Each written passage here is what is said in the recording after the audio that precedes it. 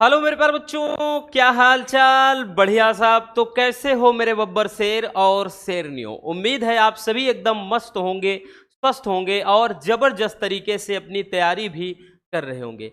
प्यारे बच्चों, आज की वीडियो बहुत शानदार रहने वाली है, क्योंकि आज के हम वीडियो में जो भी टॉपिक देखेंगे ये एग्जाम में 100 में 100% पूछा जाने वाला टॉपिक होता है। वैसे भी इस चैप्टर में भैया अगर हम बात कर लें तो दो प्रमुख टॉपिक हैं और दोनों ही पूछते हैं। हम बात कर रहे हैं डी तथा एफ ब्लॉक के तत्व में। आज हम देखेंगे एफ ब्लॉक के तत्व, जिसको कहा जाता है अंतः संक्रमण तत्व। डी ब्लॉक के तत्व को हमने ऑलरेडी देख रखा है। अगर आपने नहीं देखा, प्लेलिस्ट में वीडियो है बच्चों, 12th केमिस्ट्री 2026 करके प्लेलिस्ट है, वहां पर वीडियो है। तो आज हम समझेंगे कि एफ ब्लॉक के तत्व क्या होता है। मोस्ट इंपॉर्टेंट टॉपिक है, फिर से आपको बता दें बबुआ, क्योंकि इस टॉपिक के बारे में भाई हम जितना कहें कम ही है। ठीक, अक्सर ये एग्जाम में पूछा जाता है हर साल, 100 में 100% इतना याद रखना। ठीक है, टॉपिक यहां से पूछा जाएगा। तो अंतः संक्रमण तत्व या एफ ब्लॉक के तत्व क्या होते हैं। देखिए, हमने आपको बच्चों इसके पहले वाले वीडियो में ही समझाया था बबुआ कि जो आवर्त सारणी होती है उसमें कितने ब्लॉक। तो मेरे प्यारे रसगुल्लों, ये कौन सा ब्लॉक होता है? S block. अगर पेरियोडिक टेबल में भैया हम बात कर लें, ये कौन सा ब्लॉक होता है? तो इसको बोलते हैं पी ब्लॉक। ठीक है, ये बीच वाला कौन सा ब्लॉक है? D block. और उसके बाद ये आपका होता है एफ ब्लॉक। देखिए, एस और पी ब्लॉक तो अब सिलेबस में नहीं है, हमें डी तथा एफ ब्लॉक को ही पढ़ना है। तो भैया इतने के बारे में डी ब्लॉक के तत्व को तो हमने देख रखा है। अब इसी के अंतर्गत मतलब कुछ ऐसे भी तत्व हैं जिनको इस पेरियोडिक टेबल यानी आवर्त सारणी से अलग इसके नीचे दो क्षैतिज पंक्तियों में स्थान दिया गया है, उसी को कहा जाता है एफ ब्लॉक के तत्व। क्या कहा जाता है? एफ ब्लॉक के तत्व। बाकी परिभाषा अगर आप लिखना चाहेंगे, लिखेंगे कि ऐसे तत्व जिनका इलेक्ट्रॉनिक विन्यास करने पर अंतिम इलेक्ट्रॉन एफ उपकोष में प्रवेश करते हैं या भरते हैं, उन्हें एफ ब्लॉक के तत्व या अंतः संक्रमण तत्व कहा जाता है। ठीक है, क्या कहते हैं? अंतः संक्रमण तत्व। अब इसके अंतर्गत हमने बताया बबुआ कि यहां पे दो क्षैतिज ये पंक्तियां होती हैं। एक को कहते हैं लैंथेनाइड, लैंथेनाइड कहा जाता है, या इसी को 4F श्रेणी के तत्व कहते हैं। दूसरा होता है भैया एक्टिनाइड। क्या होता है बबुआ? एक्टिनाइड, या इसी को 5F कहा जाता है। ठीक है, समझ में आ गया ना। और संख्या में बात कर ले तो इनकी संख्या भी 14 होती है, इनकी संख्या भी 14 होती है। ठीक है, शुरू कहां से होते हैं प्यारे बच्चों? तो ये शुरू होते हैं लैंथेनम से और ये समाप्त होते हैं ल्यूटीशियम तक। कौन? लैंथेनाइड श्रेणी के तत्व। और एक्टिनाइड के जो तत्व हैं, एक्टिनम से शुरू होते हैं, खत्म होते हैं भैया लॉरेंशियम तक। ठीक है, याद रखना, लैंथेनम के बाद आते हैं, इसीलिए इनको लैंथेनाइड कहा जाता है, और ये एक्टिनम के बाद आते हैं, इसीलिए इनको एक्टिनाइड कहा जाता है। ठीक है, आई बात समझ में? तो ये तो रही भैया बेसिक सी ठीक जानकारी। और सबसे ज्यादा जो इसमें इंपॉर्टेंट है वो है होता है इलेक्ट्रॉनिक विन्यास। ठीक है, और कितने से कितने परमाणु क्रमांक तक ये तत्व आते हैं, ये सबसे अहम होता है। तो चलिए हम सब कुछ निपटाते हैं, टेंशन लेने की जरूरत नहीं है, बस मजे में इसको देखना है। तो भैया परिभाषा लिखेंगे, ऐसे तत्व जिनका इलेक्ट्रॉनिक विन्यास करने पर अंतिम इलेक्ट्रॉन एफ उपकोष में प्रवेश करते हैं, उन्हें एफ ब्लॉक के तत्व या अंतः संक्रमण तत्व कहते हैं। इनमें दो क्षैतिज पंक्तियां हो मतलब श्रेणियां होती हैं भैया। ठीक है, श्रेणी यहां पे जो क्षैतिज ये पंक्तियां, ठीक है, ये क्षैतिज, ये दो क्षैतिज पंक्तियों में होता है भैया। ठीक है, जिन्हें क्या कहते हैं? 4F या 5F। अभी बताया 4F या 5F, या फिर भैया लैंथेनाइड व एक्टिनाइड के नाम से जाने जाते हैं। दोनों श्रेणियों में 14-14 तत्व होते हैं, जैसा कि हमने अभी आपको बता दिया है।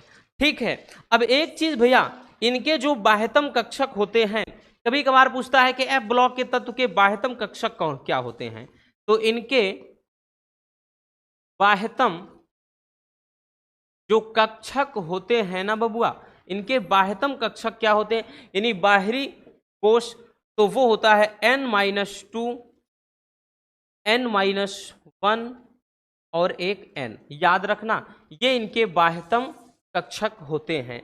और हमने बताया ना सबसे इंपॉर्टेंट जो होता है बच्चों वो होता है इलेक्ट्रॉनिक विन्यास। क्या होता है? इलेक्ट्रॉनिक विन्यास। तो भैया सबसे पहले हम एफ ब्लॉक के तत्व बोले तो अंतः संक्रमण तत्व का इलेक्ट्रॉनिक विन्यास देख लेते हैं, फिर हम अलग अलग इनमें जो लैंथेनाइड है और एक्टिनाइड दोनों को अलग अलग देखेंगे।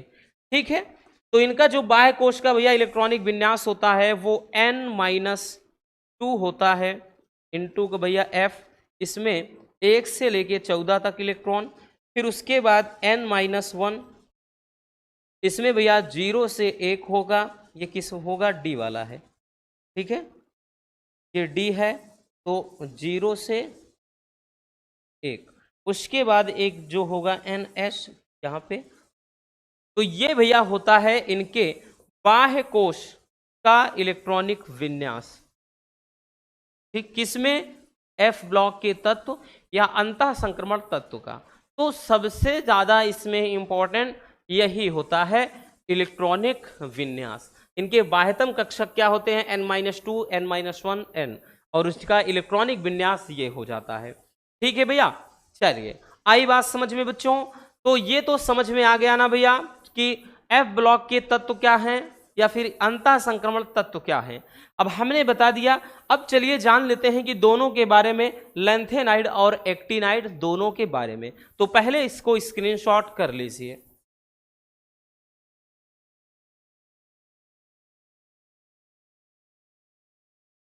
हो गया ना? चलिए अब भैया अच्छे से समझ लेते हैं दोनों को अलग अलग। चलिए अब हम देख लेते हैं भैया लैंथेनाइड। अब हम लैंथेनाइड और एक्टिनाइड को अलग अलग समझेंगे। अब देखिए जो कुछ भी बताया बच्चों सेम वही आपको मिलेगा कि लैंथेनाइड श्रेणी के तत्वों को 4f ब्लॉक के तत्व कहा जाता है, और ये चीज हमने आपको बताया है प्यारे रसगुल्लों पहले ही। ठीक है, नेक्स्ट भैया इनकी संख्या 14 होती है। संख्या कितनी होती है? 14 होती है। चलिए लेट्स सी, देख लेते हैं भैया। देखिए अगर हम यहां से देखें, ठीक है, ये लैंथेनम, क्योंकि लैंथेनम से शुरुआत होती है, फिर जाएगा भैया सीरियम से 1 2 3 4 5 6 7 8 9 10 11 12 13 14। मतलब बबुआ आपको यहां से ध्यान देना, लैंथेनम के बाद से, लैंथेनम से शुरुआत होती है, यही कारण है लैंथेनाइड कहते हैं। तो उसके बाद से अगर हम देखें तो शुरुआत कहां से होगी? सीरियम से, यानी सीरियम का जो है वो है 58। कहां तक जाता है? तो वो जाएगा भैया ल्यूटीशियम तक, इसका है 71। ठीक है, यानी 58 से 71 इनका परमाणु क्रमांक होता है। ठीक है, वही चीज यहां पर आप देख लीजिए। तो भैया संख्या में 14 होते हैं, ये चीज तो हमने बता दिया। इनके परमाणु क्रमांक 58 से 71 तक अभी बताया ना भैया, ये सीरियम से लेकर के, यानी इसका होगा 58, 58 से लेकर के भैया ल्यूटीशियम तक इसका होगा 71, इतना होते हैं। ठीक है, लैंथेनम के बाद से शुरुआत होती है, तो टोटल इनकी संख्या 14 हो जाती है। और ये तत्व लैंथेनम के बाद आते हैं, इसीलिए भैया इनको लैंथेनाइड कहते हैं। अभी हमने आपको बताया बच्चों कि जो लैंथेनम होता है भैया इसका परमाणु क्रमांक कितना होता है? 57 होता है। तो लैंथेनम के बाद आते हैं, यही कारण है लैंथेनाइड कहा जाता है। और इन्हें क्षारीय नहीं, मतलब क्या, सॉरी, दुर्बल मृदा तत्व या मृदा धातु भी कहा जाता है।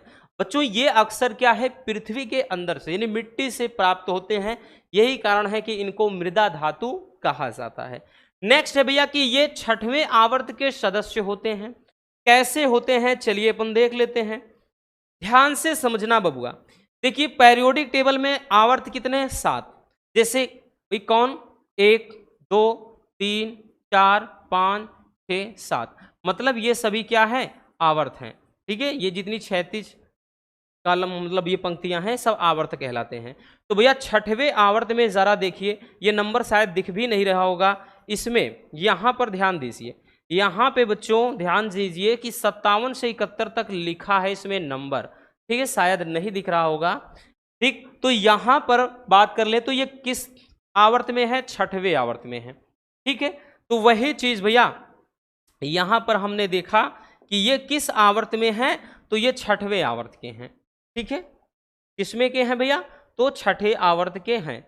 चलिए आगे है, इनमें से केवल एक तत्व जो प्रोमीथियम, इसका सिंबल पीएम होता है, प्रोमीथियम अकेले, भाई बात कर ले क्या है, रेडियो एक्टिव तत्व होता है, नहीं तो लैंथेनाइड में एक भी तत्व रेडियो एक्टिव तत्व नहीं है। रेडियो एक्टिव तत्व वो तत्व भैया जिसका जिसका हम बात कर लें क्या कहते हैं, ट्रांजिस्टर हो गया, टेलीफोन हो गया, ठीक है, टेलीविजन हो गया, इन सब में इस्तेमाल किया जाता है, ठीक।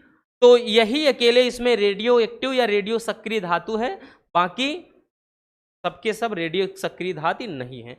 अगला, इनका लैंथेनम सहित सामान्य इलेक्ट्रॉनिक विन्यास ये होता है 4f में 0 से, ओ भैया थोड़ा मिसप्रिंट हो गया है, चलिए भैया इसको मत देखिए, इसको मत देखिए बबुआ, यहाँ पर हम लिख दे रहे हैं, ठीक है, इसको भी नहीं देखना है, थोड़ी देर के लिए इसको भूल जाइए। इनका जो इलेक्ट्रॉनिक विन्यास होता है हम लिख दे रहे हैं, वो होता है भैया 4f में भाई हेक्स मतलब ये एक्सॉन मतलब जीनॉन जिसको कहा जाता है, इसके साथ लेकर ये साथ में चलकर, यानी यहाँ तक तो सबका एक जैसे होगा, फिर इनके बाह्य कोश में आएंगे तो ये 4f में ये भैया 1 से 14 तक, फिर उसके बाद बच्चों 5d 0 से 1 1 इलेक्ट्रॉन तक रहेगा, फिर उसके बाद ये जो 6s आएगा इसमें 2, ये इनके बाह्य कोश का इलेक्ट्रॉनिक विन्यास होता है, ठीक है। ये आप ना लिखेंगे एक्स ई जो है तो जीनॉन पढ़ा जाता है, ना भी लिखेंगे तब भी कोई दिक्कत नहीं, लेकिन इतना याद रखना इनके बाह्यतम कोश का इलेक्ट्रॉनिक विन्यास ये होता है। और मेरे प्यारे रसगुल्लों एक बात का ध्यान देना, इलेक्ट्रॉनिक विन्यास ही इसमें सबसे ज़्यादा इम्पोर्टेंट होता है, ठीक है। आई बात समझ में, चलिए समझ में आ गया लैंथेनाइड के बारे में, बड़ा ही प्यारा सा टॉपिक है, चलिए स्क्रीनशॉट कर लीजिए, ठीक है।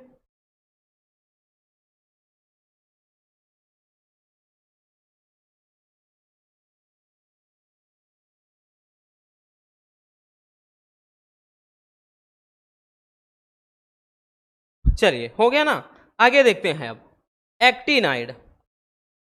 अब एक्टिनाइड देखते हैं, देखिए भैया ये भी सेम हूबहू उतना ही, यानी जितना तत्व उसमें है उतना तत्व इसमें है, ठीक है, बस थोड़ा सा अंतर होता है। देखिए उसको 4f ब्लॉक के तत्व कहते हैं, किसको, लैंथेनाइड को, इसको 5f ब्लॉक के तत्व कहेंगे।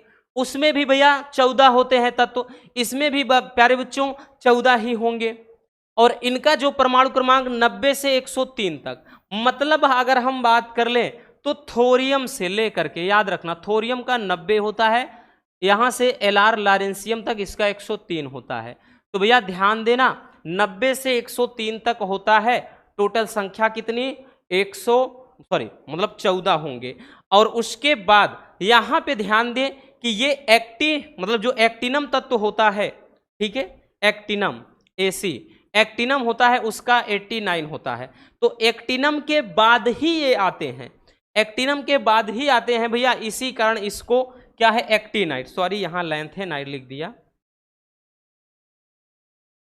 ये लैंथेनाइड नहीं होगा, ठीक है, ये भैया एक्टिनम के बाद आते हैं, इसलिए इसे क्या कहते हैं, एक्टिनाइड, इसलिए भैया इनको एक्टिनाइड कहते हैं, ठीक है। इन्हें भी क्या कहा जाता है, तो ये भी भैया दुर्बल मृदा धातु कहलाते हैं। ये 7वें आवर्त में होते हैं, किसमें, 7वें, वो छठे में था तो उसके बाद जो थे, ठीक है, जिसमें हम देख सकते हैं यहां पे भैया फिगर में आप देख सकते हैं, देखिए। तो भैया अगर यहां पे ध्यान दीजिए, ये है 7वां आवर्त, 7वें आवर्त में यहां, ठीक है, 89 से यहां पे कह रहा, देखिए ये 89 से लेकर के कितना, 103 तक, मतलब भैया ये एक्टिनम से शुरू, एक्टिनम के बाद से आएंगे, थोरियम से लेकर के लारेंसियम तक, ठीक, आई बात समझ में, तो वही चीज, ठीक है ना। चलिए आगे देखते हैं, इसको याद रखना, ये काट के एक्टिनाइड लिखेंगे, एक्टिनाइड। ठीक, आगे देखिए, आगे देखते हैं भैया, इनमें से सभी रेडियो एक्टिव हैं। देखिए लैंथेनाइड में केवल प्रोमीथियम अकेले एक्टिनाइड मतलब रेडियो सक्रिय तत्व था या रेडियो एक्टिव धातु, लेकिन इसमें सबके सब रेडियो एक्टिव तत्व होते हैं। अगला है भैया, इनका एक्टिनम सहित सामान्य जो इलेक्ट्रॉनिक विन्यास होता है, ठीक है, वो ये होता है। अगर इसको नहीं समझ में आएंगे भैया किस कोड भाषा में लिखा है, चलिए समझते हैं। ये लिखा है भैया यहाँ पे RN रेडान तक भैया ये सबका एक जैसे होगा।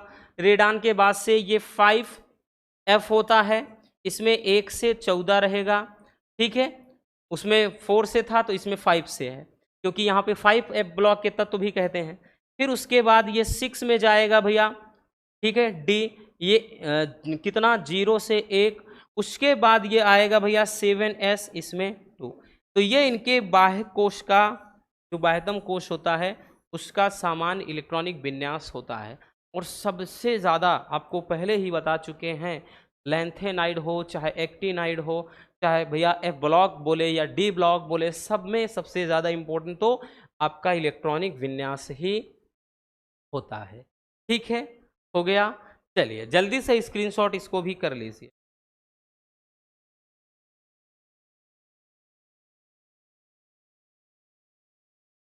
हो गया ना भैया।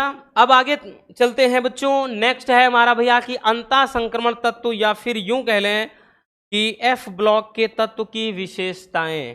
ठीक है, F ब्लॉक के तत्व हमने बताया ना, अंतः संक्रमण तत्व बोलिए या फिर F ब्लॉक बोलिए।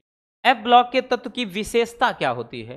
पहला, इनका इलेक्ट्रॉनिक विन्यास करने पर अंतिम इलेक्ट्रॉन N-2F कक्षक में प्रवेश करता है, मतलब N-2F में होगा, फिर N-1 इंटू ये D में होगा, फिर उसके बाद N होगा भैया वो S में होगा। ये चीज़ हमने आपको पहले ही समझा दिया है। ठीक है, याद रखना भाई, लक्षण कहे या विशेषता कहे एक ही चीज़ है। अगला है, ये आधुनिक आवर्त सारणी में नीचे 2 क्षैतिज पंक्तियों में रखे गए हैं, जैसा कि हमने आपको फिगर में भी दिखाया है। ठीक है, इनकी संख्या 28 होती है। क्यों? क्योंकि बच्चों लैंथेनाइड एक्टिनाइड दोनों इसी में मिले होते हैं। अब 14 तत्व होते हैं, मिलाकर टोटल कितने 28 हो जाएंगे। इन तत्वों के 3 बाह्यतम कक्षाएं कौन? N-2, N-1 व N अपूर्ण ये होते हैं। ठीक है, ये जो चीज तो पहले ही बता दिया। इनका गलनांक व क्वथनांक बड़ा उच्च होता है, मतलब ये D ब्लॉक से ये इनका गुण मिलता जुलता है।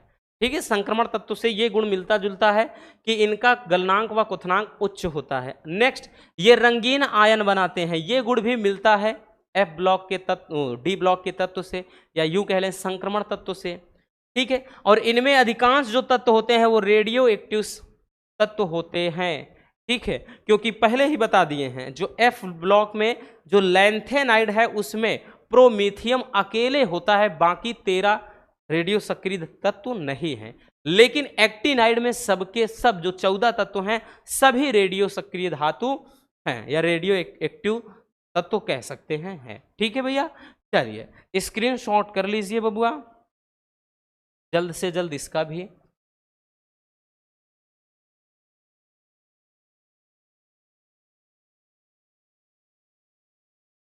हो गया ना? तो बस आज के इस वीडियो में इतना है।